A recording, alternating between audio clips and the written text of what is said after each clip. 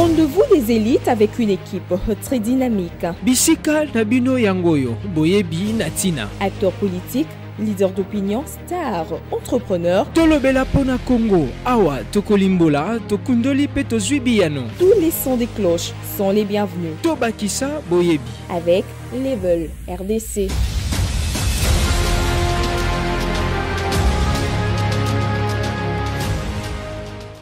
Consultation politique, on en parle dans ces numéros spéciaux de votre magazine Level RDC.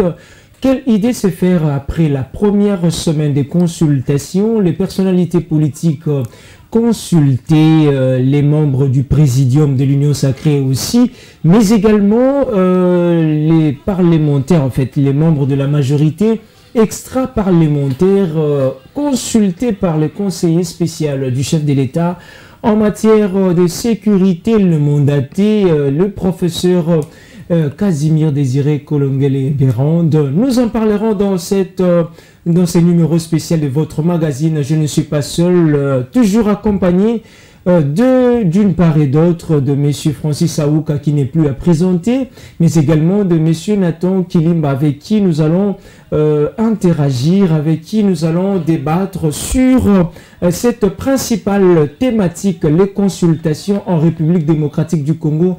Comment comprendre jusque-là la posture de l'opposition politique qui boude jusque-là les consultations malgré les appels lancés notamment par le ministre d'État, ministre en charge de la justice ce week-end, Constant Mutamba, qui a demandé à l'ancien président de la République, Joseph Kabila Kabange, de bien vouloir se présenter aux consultations et qui jusque-là sont partis où sa famille politique demeure réticente. Bienvenue dans ces numéros spéciaux, Monsieur Francis Aouka. Quelles sont les nouvelles? Monsieur Révis Tekilazaya, vous ne m'avez pas salué, bonsoir. Déjà, je salue tous les téléspectateurs, vous y compris. Je ne suis pas téléspectateur, malheureusement. Bonsoir également à tous les téléspectateurs. Les nouvelles sont bonnes, la ville va bien, Kinshasa en tout cas. Et puis, Dieu fait grâce, il a plu aujourd'hui. Mais bon, j'ai constaté qu'il n'y a pas assez d'inondations comme c'est les cas d'habitude. Je remarque que les travaux qui sont en train...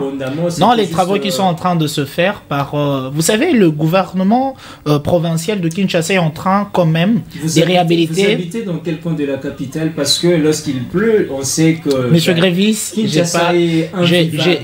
je pense qu'il faut saluer le peu de travail qui aujourd'hui sont Est-ce qu'il a plu abondamment? Je dis ceci, Monsieur Grévis Tekilazaya, vous êtes ici sur l'avenue Colonel Ebeya, vous êtes en train d'observer comment est-ce que la route, hein, le tronçon là, entre le boulevard du 30 juin et Fatima, Tombalba, il y a même, on dit qu'on est en train de construire une route qui débouche jusque derrière la CNSS. Donc il faut saluer quand même le travail qui est en train d'être abattu par le gouverneur Daniel Bumba. La durée que cette route ou bien les travaux, mais c'est au-delà de ce qui a été prévu, parce que là, on tend vers... je ne connais pas la feuille de route de ces différentes constructions, mais je pense juste que la communication en rapport avec ce qui est en train de se faire n'est pas efficace. On n'en parle pas. Et je vous assure, aujourd'hui, j'ai appris la construction de beaucoup de routes secondaires. Ce n'est pas que ça. J'ai appris aussi qu'à Lingwala, il y a on est en train également de construire d'autres routes secondaires, notamment l'avenue Basson-Koussou. J'ai appris que les travaux sont en train de se faire. On est en train de réhabiliter beaucoup d'avenues. Je salue la volonté du gouverneur. Je salue sa volonté. J'ai pensé même dire le gouverneur Jean-Tini Ngobila, parce que c'est lui qui... Non, Daniel Bumba Lubaki, je pense juste que Daniel Bumba Lubaki n'est pas bien entouré. Le gouverneur Bumba Lubaki est en train de fournir un petit effort quand même pour, n'est-ce pas, redorer l'image ternie de cette ville, la ville-province de Kinshasa. Mais je voudrais encore lui lancer un appel pour dire, les routes qu'il est en train de réhabiliter ne sont pas celles qui posent effectivement des problèmes. Vous voyez la route, l'avenue Kabambaré, moi j'aurais aimé que les travaux de réhabilitation puissent d'abord s'intéresser aux avenues pareilles, parce que c'est une avenue qui traverse 3 municipalités, Kinshasa, Barumbu, Lingwala. Vous voyez? Donc c'est important de voir l'avenue Nyangwe, l'avenue Kalembelembe qui est très impraticable. Il y a beaucoup d'avenues comme ça dont le caractère, je dirais, un peu crucial n'est pas ici à démontrer, qui sont sur lesquels on ne s'intéresse pas. Ce n'était qu'un petit biscuit, hein, effectivement. Une petite parenthèse, on va en parler. Je comprends que puisque vous portez le même nom... évidemment, absolument pas. Vous portez le même nom avec le gouverneur, lui aussi, c'est un Louba. Exactement. Également, donc, Monsieur Kilimba, bienvenue. Vous n'allez pas partager le même avis que Monsieur Francis Aouka qui a laissé entendre ici que je ne vous ai pas salué. Comment les nouvelles du côté sport? Quelles sont les dernières nouvelles avec la confrontation des Sampé et le Renaissance du Kodo?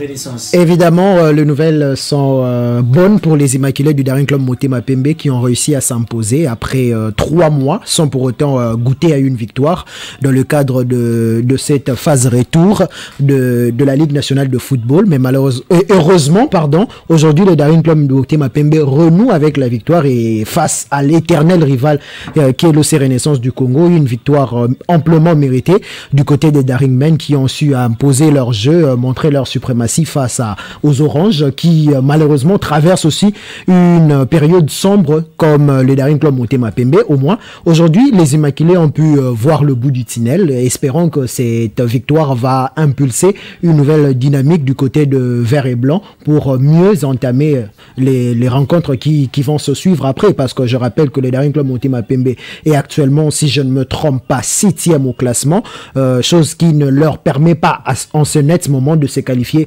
pour le play-off, mais espérons qu'ils vont nous faire une remontada pour participer à ces play-offs, parce que l'année passée ils n'ont pas participé, et voir cette situation se récidiver encore cette année, cela va un peu empiéter à l'image du club. Monsieur Kilimba, permettez quand même que je puisse rebondir. Est-ce que notre sport, particulièrement le football, est-ce que on peut dire que 2025, déjà le premier trimestre on tend vers sa fin, est-ce qu'on avance?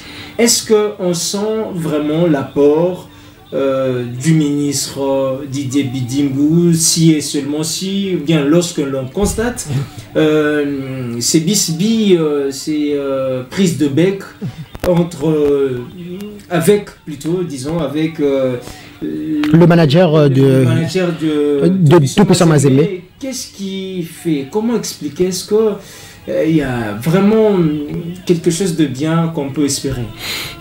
Quelque chose de bien, moi je ne pense pas, parce que déjà aller en guéguerre avec Mazembe, sachant que Mazembe a totalement raison sur toutes les dires de Frédéric Kitenge, qui est le manager de ce club. Moi je pense que le ministre de Sport Didier Boudimbu, sur cette affaire, rentre vraiment dans la même logique que ses prédécesseurs. Évidemment, parce que toutes les revendications du tout-puissant Mazembe Anglebert sont formelles et sont vraies, parce que Mazembe n'est pas subventionné par l'État congolais, contrairement à tous les clubs de Kinshasa et voire même Lupopo qui est subventionné par l'État. Mazembe n'a pas reçu le droit de participation, parce que je rappelle que l'équipe féminine du tout-puissant Mazembe Anglebert était engagée en la Ligue de champions féminine et l'a gagné, mais n'a reçu aucun rond du gouvernement congolais. Alors toutes les réclamations sont vraies et sont fondées, mais malheureusement aujourd'hui Didier Boudimbu avait s'emmener dans un terrain où il veut faire comme si c'est lui le bourreau du sport, mais bon, Mazembe doit beaucoup à l'État congolais, et l'État congolais doit également de l'argent et de l'honneur et de l'estime à ce club qui porte toujours l'étendard du football congolais, que ce soit du côté des dames ou tout comme chez les hommes. C'est Mazembe qui reste le seul club à qui on peut faire confiance en République démocratique du Congo s'il faut aller jouer les interclubs. On va revenir avec beaucoup plus de de précision. Je sais que tu as une émission évidemment ici, chaque lundi et jeudi pour en parler et permettre comme ça aux téléspectateurs de bien comprendre les enjeux de leur... et bien, c'est parti avec... la principale thématique pour cette édition, c'est le numéro spécial. Nous allons parler, comme je vous l'ai annoncé au menu de cette émission, c'est que nous parlons aujourd'hui des consultations. La première semaine vient de s'achever. Quelle idée se faire? Comment vous avez analysé les différentes interprétations, les différentes interventions, allais-je dire, de personnalités ou bien de personnes consultées? Monsieur Francis Aouka, une semaine déjà écoulée avec les consultations politiques initiées par le chef de l'État. Quelle idée de manière générale à se faire? Eh bien, je pense que les consultations, c'est ma lecture en tout cas, évoluent en phase. Nous sommes certainement, d'après ma lecture, dans la première phase des consultations, où le conseiller du chef de l'État en matière de la sécurité, le professeur Eberand, a, n'est-ce pas, consulté dans un premier temps, n'est-ce pas, les différentes forces de l'Union sacrée. J'ai vu la toile s'enflammer, les gens diraient, l'Union sacrée consulte l'Union sacrée pour la formation d'un gouvernement de l'Union sacrée. Mais je pense qu'ils sont allés vite en besogne. Il ne faut pas être prompt à émettre certaines critiques sans avoir vu où vont déboucher ces consultations. Et bon, de commencer par l'Union sacrée, alors que c'est le chef de l'État qui initie une démarche, pourquoi ne pas avoir commencé par les camps peut-être adverses ou la société civile? Est-ce que c'était un choix judicieux, un choix mûrement réfléchi? Je le pense, oui, parce qu'on garde le meilleur pour la fin. Vous connaissez cet adage. Vous savez, les consultations... les dernières personnes à être absolument. consultées. Les consultations prendront une autre tournure la semaine qui commence. Parce que nous verrons certains visages, certaines figures de l'opposition, de la société civile, qui, n'est-ce pas, vont se présenter dans ces consultations organisées pour la formation du gouvernement d'Union nationale.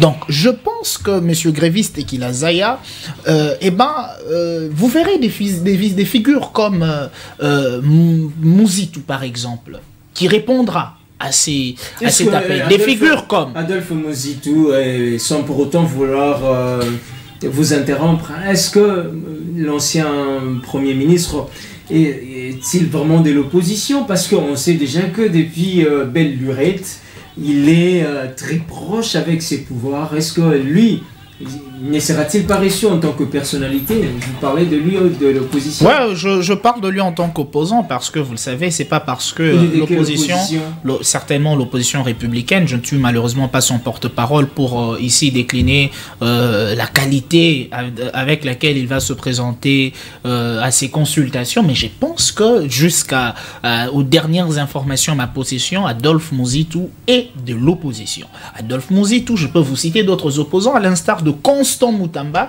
qui est d'ailleurs déjà membre de ce gouvernement. Il est dans ce gouvernement en quelle qualité? Il faut se poser la question. Monsieur Gréviste et Kilazaya, le chef de l'État prend le pouvoir. Absolument pas. Il ne faut pas s'embrouiller. C'est de la poudre aux yeux. Monsieur Gréviste et Kilazaya. Le bilan du chef de l'État, il n'est plus de l'opposition. Monsieur Gréviste et Kilazaya, si l'on cite ici les membres de l'Union sacrée, en aucun cas vous verrez le nom de Monsieur Constant Moutamba y figurer. Si ici on convoque une réunion des membres de l'Union sacrée, vous ne verrez pas Monsieur Constant Moutamba s'y pointer. Pourquoi? Parce que bien évidemment, il est de l'opposition républicaine et c'est en cette qualité-là, permettez-moi de vous répondre, c'est en cette qualité-là qu'il fait partie du gouvernement. Il est membre du gouvernement parce que le chef de l'État a décidé de s'ouvrir à l'opposition. Il a dit, l'intérêt suprême ici, c'est la nation congolaise. Ce qu'il faut ici, c'est préserver l'intégrité du territoire national. Il faut inviter, il faut convoquer les intelligences telles que celles. Vous n'avez même pas encore répondu. J'ai dit quelle idée générale de ce qu'a été la première semaine. Vous avez dit que c'est en phase, alors que les téléspectateurs ont besoin de savoir un peu quelle lecture vous faites de cette première semaine. Est-ce que c'était déjà un fiasco? Est-ce qu'on a bien décollé ou pas? Mais la deuxième question, permettez que je puisse un peu glisser. Puisque vous parlez de Constant Mutamba, il est déjà membre du gouvernement, ça suffit pas. Il est déjà, entre guillemets, selon certaines personnes, déjà débauché. Il dira encore quoi de plus de ce qu'il n'a pas dit dans ce gouvernement, alors qu'il est déjà proche du chef de l'État? Eh bien, pour rencontrer votre première préoccupation, je pense, M. Gréviste et Kilazaya, que cette première phase des consultations politiques nous a permis de nous rendre compte que la plupart des politiques congolais, excusez-moi le terme pourrait sembler vexant, sont des immatures.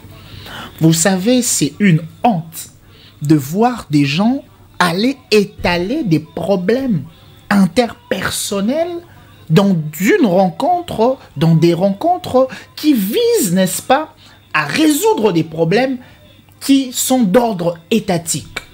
Vous verrez, vous voyez les professeurs Bahati qui parlent de ces problèmes avec le professeur, le secrétaire permanent de l'Union Sacrée, André Mbata. Ça fait mal. Ça surprend, ce n'est pas le cadre.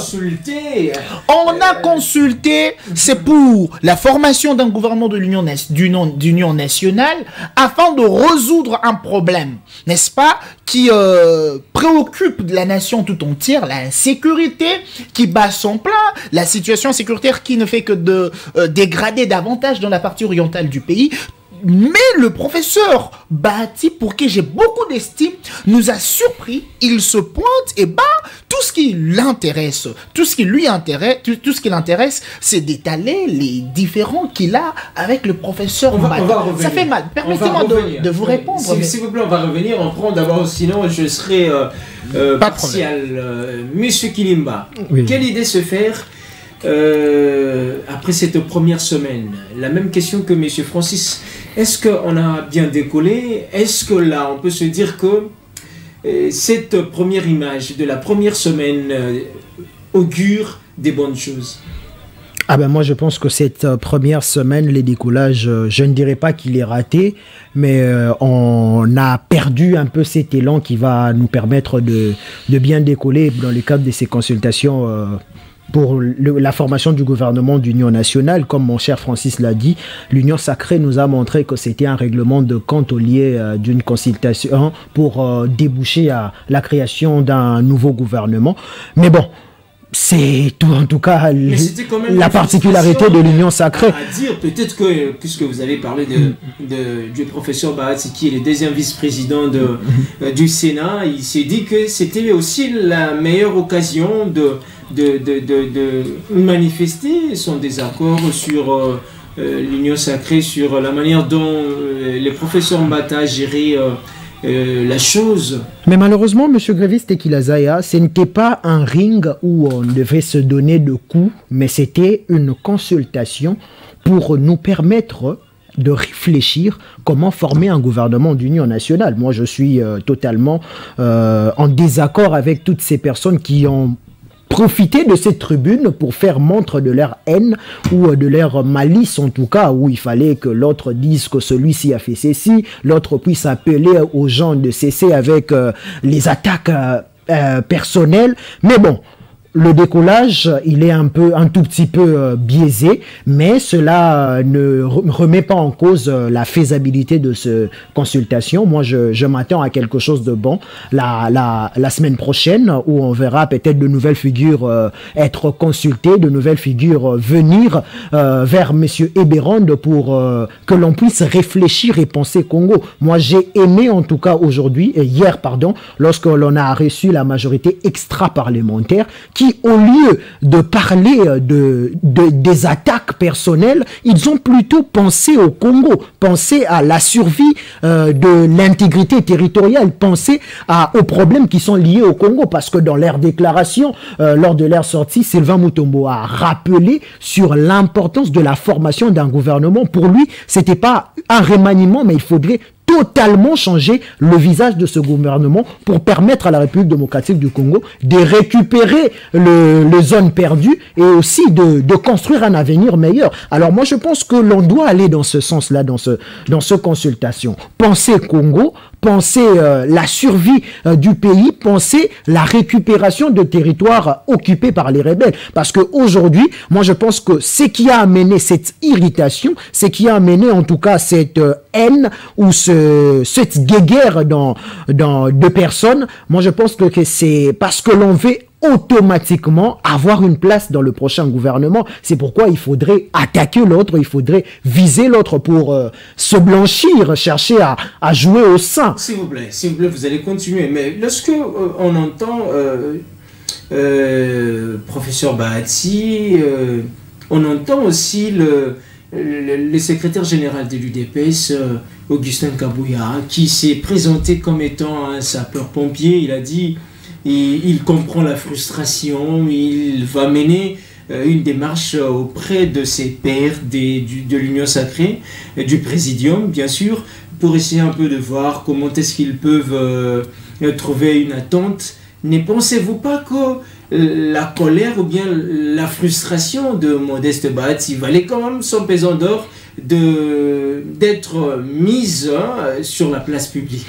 Ah, moi, je trouve que ça ne valait pas son pesant d'or. Ce n'était pas le lieu approprié pour faire part de ce problème-là, de faire part de sa frustration. Il pouvait aller voir son frère Mbata pour échanger et savoir comment mettre toutes les choses à la normale et redevenir comme c'était le cas avec son confrère avant. Mais bon, moi je pense que... Professeur Bahati n'est pas le seul, bien la seule personne à fustiger lors de ces consultations. Oui, même Vital Kamerhe l'a fait. Vital Kamerhe l'a dit, peut-être en des mots encore beaucoup plus... gentils, et il n'a pas voulu s'attaquer personnellement. Il y a eu aussi d'autres membres qui ont manifesté leur désapprobation par rapport à ce que le professeur Mbata a fait, et donc...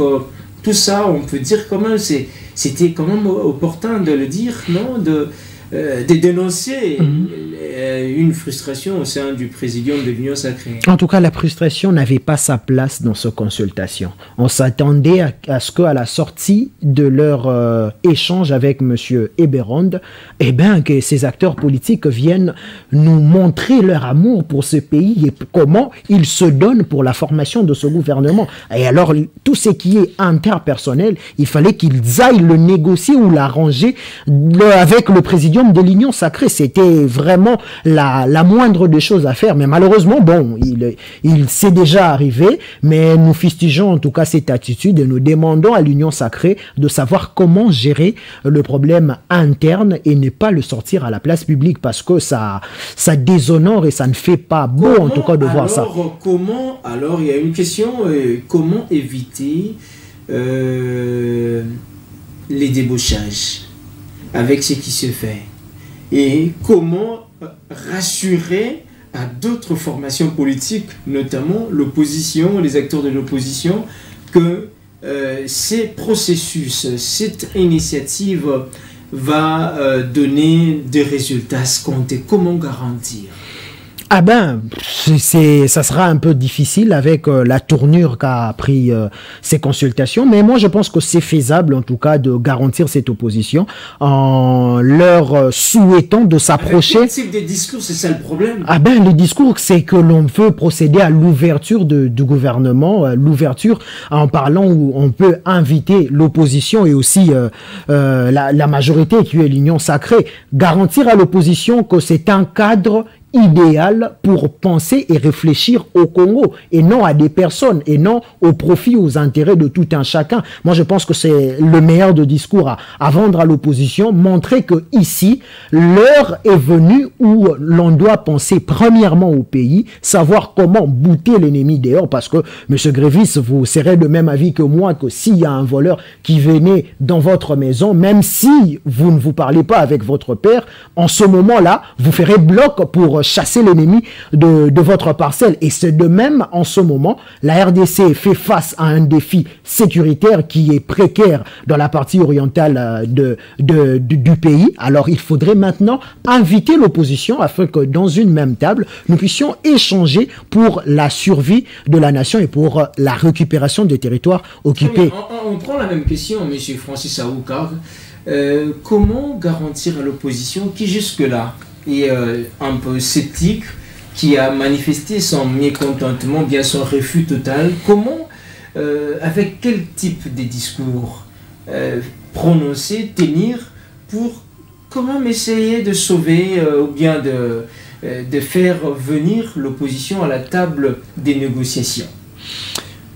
C'est une question de sérieux, Monsieur Gréviste et Kilazaya. Je pense que nous avons un sérieux problème du sérieux. Permettez-moi la redondance. Les hommes politiques congolais grandissent en âge, mais pas en maturité. Ils passent beaucoup d'années en politique. C'est pas insultant le fait pour vous de dire que les hommes politiques grandissent. C'est pas insultant. Absolument pas, c'est plutôt désolant. Ça nous fait mal d'observer ceux qui sont censés être des modèles se comporter comme des enfants, se comporter comme des personnes qui viennent à peine d'amorcer leur carrière en politique. Voyez-vous, tous ces discours qui se construisent autour de frustration, autour de union sacrée, ça désoriente l'objectif même de ces consultations. Quand Kabouya vous dit, écoutez, je vais rassembler mes pairs de l'union, du présidium, tout ça, mais c'est du n'importe quoi, c'est pas le cadre. C'est pas le cadre. Kabouya n'est pas censé évoquer des discours de l'union sacrée devant une tribune où on parle consultation en vue de la formation du gouvernement d'union nationale. C'est pas le cadre, c'est tout simplement hors contexte. C'est tout simplement hors contexte. En d'autres termes, on dirait Abeti Libanda, il chante faux, il est dans une fausse note. Et eux tous là. C'est pourquoi il faut avoir quand même la maturité de quelques-uns qui se sont distingués. Vous avez quelqu'un comme le discours de Vitel Kamere qui vient, qui vous parle, n'est-ce pas, il faut arrêter, voilà, certaines communications. Absolument, c'est ce dont nous avons besoin. Et ces genres de discours, en réalité, tombent à point nommé. C'est ces discours-là qui n'est pas accepté, notamment par certains militants, bien certains Bemba ou certains... Mais moi j'ai été surpris d'entendre Bemba. Ou bien certains Tshisekidistes. Et c'est un discours qu'on dit que non, comment on peut faire de telles critiques. J'ai été surpris d'entendre par exemple Jean-Pierre Bemba prêcher la cohésion nationale. Je ne l'ai pas reconnu. Apparemment Jean-Pierre Bemba excelle en contradiction. Je n'ai aucun problème contre lui, mais j'estime que Jean-Pierre Bemba il a beaucoup fait. Il doit aller en retraite. Jean-Pierre Bemba, il aime le pays. On a vu qu'il aime le pays. On a vu qu'il aime le pays. Bemba, mais c'est ça même le problème. Après avoir mouillé le maillot. J'ai évoqué ce problème ici. Jean-Pierre Bemba comme ça là, il est basculé dans les camps de frustrés. Le patriotisme que prêche Jean-Pierre Bemba devrait aussi consister, d'ailleurs devrait aussi reposer sur le fait de dire à ses étudiants, écoutez, si on vous fait confiance aujourd'hui, on vous accorde des postes de responsabilité et que demain on vous prive de ces postes de responsabilité, ne devenez pas pour autant, je sais pas moi, rebelle ou quoi que ce soit. Demeurez patriote. Eh bien, Jean-Pierre Bemba peut nous prêcher le bon patriotisme sans poste de responsabilité. Je serais beaucoup plus heureux de suivre, de voir la même motivation de la part manifestée par Jean-Pierre Bemba. Mais écoutez, il est responsable des moyens de l'État, mais c'est grave que de dire ça. Il est responsable d'un parti politique. En ce moment, restons dans votre hypothèse. Aujourd'hui, si Jean-Pierre Bemba n'est pas reconduit, vous voulez voir le même Jean-Pierre Bemba aller se donner. Il va le faire avec quels moyens? Est-ce que je répète, c'est ça le patriotisme. Sécurité, parce que Monsieur Gréviste et Kilazaya. Il est sauf erreur de ma part, membre du présidium de l'Union Sacrée. Il est président de du MLC et alliés. Ils ont des députés nationaux qui ont une cotisation certainement mensuelle.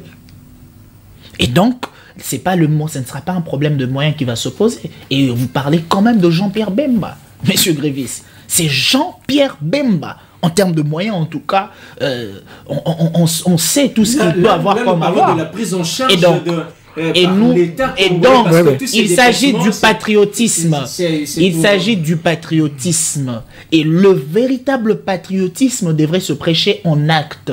C'est-à-dire, l'État ne me donne pas les moyens, mais je prends ce qui est dans ma poche, je le sors uniquement pour dire aux jeunes, écoutez, vous pouvez être ministre ou pas, mais aimer le pays ne doit pas être conditionné par le fait d'être membre du gouvernement.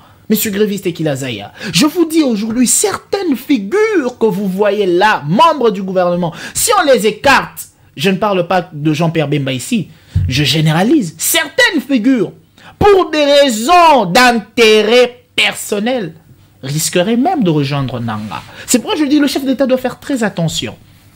Ces consultations, ces contextes nous permettent également de nous rendre compte, au fait, qui aime le pays et qui ne l'aime pas. On ne doit pas mesurer le patriotisme par le nombre de discours ou le nombre de meetings réalisés. C'est pas ça l'unité des mesures du patriotisme. Monsieur Kilimba, permettez-moi de rebondir sur ce que Monsieur Francis a dit, parce qu'aujourd'hui je suis étonné. Monsieur Francis qui, lors de notre dernier numéro, nous prêchait à ce que Jean-Pierre Bemba devait se décabiliser. Mais aujourd'hui, Jean-Pierre Bemba nous prêche la cohésion nationale et ça le fait mal. Moi, je suis vraiment étonné sur ce point-là. Il a dit juste, c'est une petite contradiction. Ah ben, c'est une contradiction. Mais moi, ça m'étonne. On avait tous besoin aujourd'hui que Bemba puisse changer de discours. Il a fait, c'est maintenant un problème. Moi, je salue en tout cas Jean-Pierre Bemba, qui aujourd'hui nous a fait preuve d'une certaine maturité, mais qui est un peu contesté, en tout cas par mon frère Francis. Mais j'apprécie en tout cas cette remise en question, parce qu'il a compris aujourd'hui qu'il était dans l'erreur, et il a voulu maintenant dire aux Congolais, eh ben, en ce moment, je préfère que l'on puisse être en cohésion, que l'on puisse tous être ensemble, parler ensemble, au lieu de s'attarder sur des attaques personnelles sur la personne de Monsieur Kabila. Qui ne permettez-moi avant de revenir sur ça. Qui ne devrait pas être consulté, ou bien qui doit impérativement être consulté pour donner beaucoup plus de crédit à ces consultations. Permettez-moi d'abord de rencontrer. Oui, j'y répondrai. Vous savez, monsieur Kilimba, je ne sais pas, vous avez certainement une nouvelle, vous avez adhéré certainement au MLC parce que... Ah non, pas du tout. Loin de là. Je me suis rebondi sur ses propos. Écoutez, j'ai dit ceci. C'est pas parce que Bemba parle cohésion nationale qu'effectivement qu'il s'est décabilisé. À la veille de ses propos où il a prêché la cohésion nationale, nous avons suivi comment M. Bemba parlait de Joseph Kabila. Il dira qu'il a entendu une histoire du président ougandais sur la nationalité de Kabila, Hippolyte Kanambe, monsieur Kilimba. M. Bemba, s'il a parlé de l'unité, de la cohésion nationale, je dirais c'est juste pour des raisons de contexte et d'opportunité. C'était le moment où il s'est dit, on parle consultation, et ben je peux pas venir tirer sur Kabila. Mais allez tendre votre micro, vous êtes journaliste, Bemba, Jean-Pierre Bemba, aujourd'hui. Posez-lui une simple question. Que pensez-vous, monsieur le ministre, le VPM, de la guerre dans l'Est? Et il vous dira, eh ben la guerre dans l'Est, c'est Joseph Kabila. C'est tout ce que nous retenons de Jean-Pierre Bemba. Mais comme jusqu'à présent, il n'a pas changé de discours, c'est que Bemba... Il ne faut pas dire qu'il n'a pas changé de discours, messieurs. Désormais au passé. Le passé. Vous vous trompez, messieurs Grévis Tekila Zaya. Je vous dis, on va se retrouver la semaine prochaine. Bemba, il ne manquera pas certainement cette semaine d'organiser un événement. Vous savez, le recadrage de Vital Kamerhe devrait intéresser tout le monde. Ce n'est pas en vain. Vous êtes en train d'inviter les gens à la cohésion nationale, mais en même temps, vous êtes en train de les déranger, de les attaquer et de dire que c'est eux, ces personnes-là que vous invitez, qui sont contre la cohésion nationale. N'est-ce pas contradictoire? Vous dites que on va pas s'éterniser à parler de Jean-Pierre Bemba ici. Écoutez, messieurs, fixation aussi autour. Messieurs grévistes et Kilazaya. Qui ne devrait pas être consulté ou qui doit impérativement être consulté pour nous permettre de sortir un peu de l'auberge? Déjà, moi, je me pose une question en rapport avec ce que vous venez d'évoquer.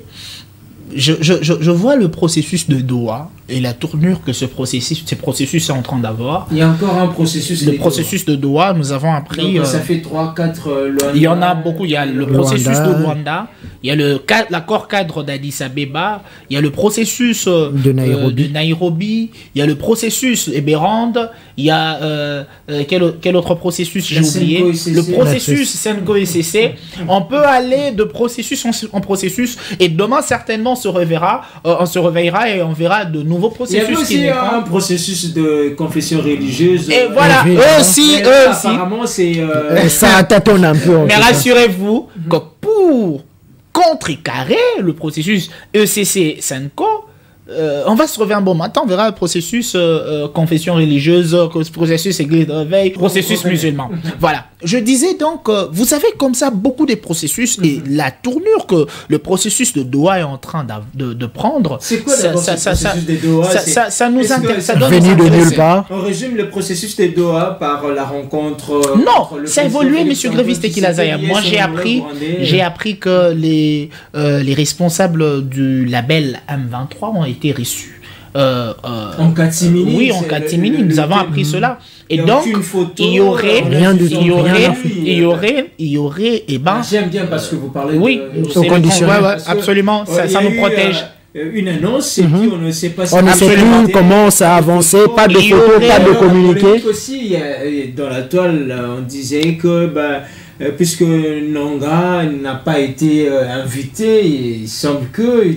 Ah non, je sais pas, je voudrais pas m'intéresser au fond, mais d'après les nouvelles en ma possession, il y aurait quadripartite, voilà, les mots, parfois ça nous lâche comme ça, entre... le M23, le gouvernement congolais et voilà, tripartite, pardon. Le M23, le gouvernement congolais et Doha, Kinshasa et autres. Ils vont se retrouver pour échanger sur la situation sécuritaire dans l'Est. Et c'est ça même qui nous intéresse. C'est ça même qui nous pousse à nous poser une simple question.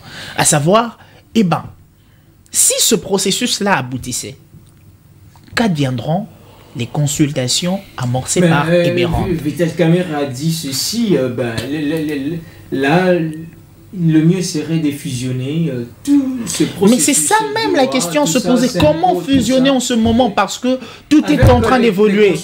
Les évêques sont en train de continuer leur tournée. Certainement, ils vont bientôt soumettre au chef de l'État leurs différents rapports. Pendant ce temps, le conseiller spécial du chef de l'État, le professeur Eberand, en matière de sécurité, lui également, certainement cette semaine, en fin de la semaine qui s'annonce, il finira les consultations, il soumettra également les différentes recommandations. Pendant ce temps, Doha également recevra les différentes partie prenante de ce conflit et également soumettra, n'est-ce pas, la préoccupation. Bref, vous voyez ici, messieurs Gréviste et Kilazaya, que nous sommes dans une sorte d'embrouille. Nous sommes en train de nous emberlificoter. C'est un désordre. Ça veut dire tout simplement que nous ne savons pas finalement qui exclure dans ces consultations au regard de la tournure que prennent, n'est-ce pas, les différents processus, parce que c'est lui que vous excluez ici pourrait être considéré de l'autre côté. Aujourd'hui, les opposants disent non aux consultations, n'est-ce pas, d'Eberand, mais disent oui au processus Senko-ECC. Ça pousse à réfléchir et on se rend compte que nous sommes dans... Pourquoi aujourd'hui on entend le nom de Joseph Kabila être beaucoup être cité. Déjà que la porte-parole du président de la République, Madame Tina Salama, a démenti l'information selon laquelle il y aurait une rencontre entre le président Félix-Antoine Tshisekedi et son prédécesseur. Elle a démenti cela. Mais pourquoi quand même aujourd'hui on sent que le nom de Joseph Kabila est de plus en plus cité? Est-ce que Joseph Kabila n'est pas la personnalité la plus attendue pour ces consultations? Évidemment, c'est la personnalité la plus attendue dans ces consultations. Eh bien, son retour sur la scène politique a fait en sorte que l'on puisse aujourd'hui prêter attention à Kabila et sur tout ce qu'il est en train de faire. Et je pense que ces déclarations également dérangent le camp tshisekidiste, les camps de l'Union sacrée. Voilà pourquoi ce dernier temps on entend parler de Kabila comme si c'était une denrée qui venait de faire apparition, mais il existe depuis très longtemps. Mais bon, pour ces consultations, il s'avère être important d'écouter le FCC et aussi Joseph Kabila pour rendre un peu ces consultations, pour donner de la valeur à ces consultations, parce que jusqu'à présent, ce n'est que l'Union sacrée qui a défilé. On ne veut pas aller bit en besogne parce que la deuxième semaine, la société, c'est tout. Chacun aura son tour. Et ben, moi je pense que si le FCC aujourd'hui reste encore dubitatif, moi je souhaiterais qu'il puisse venir vers Eberande pour qu'ils soient entendus, qu'on puisse aussi avoir leur position, parce qu'aujourd'hui les PPRD est en train de fustiger, de parler par-ci et par-là, mais on ne sait pas réellement c'est quoi leur revendication, qu'est-ce qu'ils veulent concrètement. Alors pour faire entendre leur voix, favorable au processus Senko, ils l'ont déjà dit, ils ont dit que dans toutes ces institutions sont illégitimes, tout ce qui est tout ce qui ressort, tout ce qui est ressorti ou bien tout ce qui résulte des élections 2023 n'est pas crédible, n'est pas légitime. Ils l'ont dit déjà. Vous ne pensez pas qu'aujourd'hui, quand même, eux aussi font de la mauvaise foi, comme penseraient certains? Évidemment, moi je pense que c'est de la mauvaise foi parce que bien qu'ils puissent réfuter, bien qu'ils puissent rejeter le gouvernement mis en place, mais c'est une autorité déjà établie, ils doivent quand même respecter cela et venir être consultés pour faire part de leur idée, de leur initiative, de ce qu'ils veulent, pour que l'on puisse savoir comment les intégrer dans ce gouvernement d'union nationale, parce que ça s'avère aussi être important d'avoir un membre du FCC dans ce gouvernement. C'est question de rendre un peu plus crédible ce qu'est le gouvernement d'union nationale. Très bien. Votre dernier mot, parce que M. Francis Aouka va aussi avoir... Eh bien, on attend impatiemment cette deuxième semaine. On verra ce que ça va donner. Quelles personnalités viendront vers Eberande pour passer aux consultations. Et moi, je m'attends vraiment à ce que l'opposition puisse, en cette deuxième semaine, répondre favorablement. Ce sont des consultations pas pour la formation du gouvernement, pas pour le débauchage. Comment on doit prendre cette parole-là. On doit prendre en compte cette parole-là.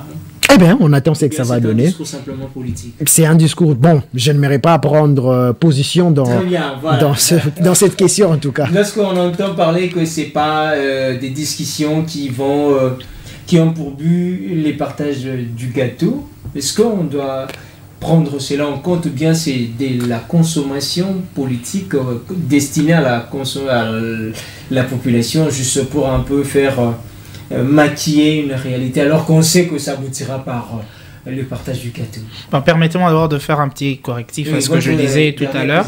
Je disais, donc, j'ai évoqué ici la quadripartite entre l'OA, Kinshasa, Kigali et M23. C'est pas la tripartite. Donc, il s'agissait de ce petit correctif. Mais écoutez, je l'ai dit ici, monsieur Gréviste et Kilazaya, ce gouvernement d'union nationale que compte, n'est-ce pas, mettre en place le chef de l'État, risquerait d'être pris comme une opportunité pour certains opposants et certains acteurs politiques de membres de l'Union sacrée pour intégrer les bateaux et, n'est-ce pas, profiter de se mettre quelque chose dans la poche. Parce qu'on le sait, c'est les Congolais, l'acteur petit congolais, c'est l'un des plus grands opportunistes au monde.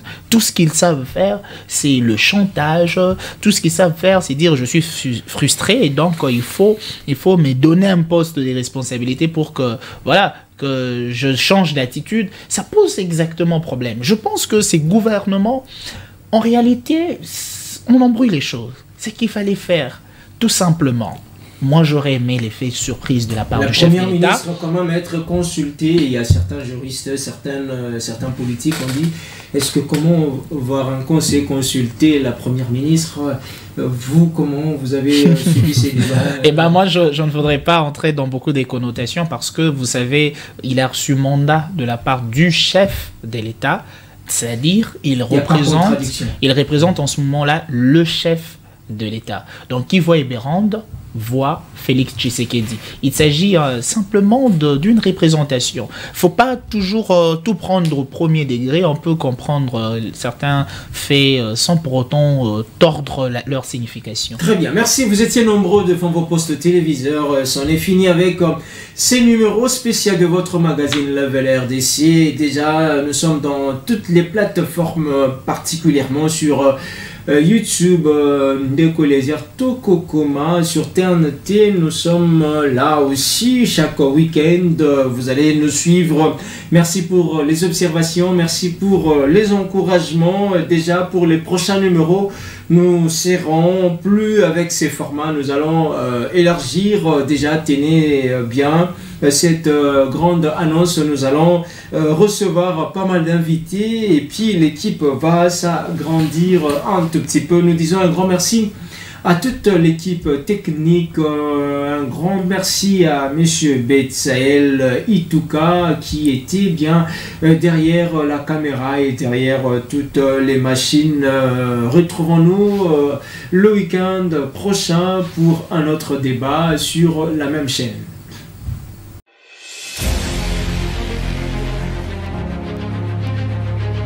Rendez-vous des élites avec une équipe très dynamique. Bisika Nabino Yangoyo, Boyebi Natina. Acteurs politiques, leaders d'opinion, stars, entrepreneurs. Tolobela Pona Congo, Awa Tokolimbola, Tokundoli Peto Zuibiano. Tous les sons des cloches sont les bienvenus. Tobakisa Boyebi.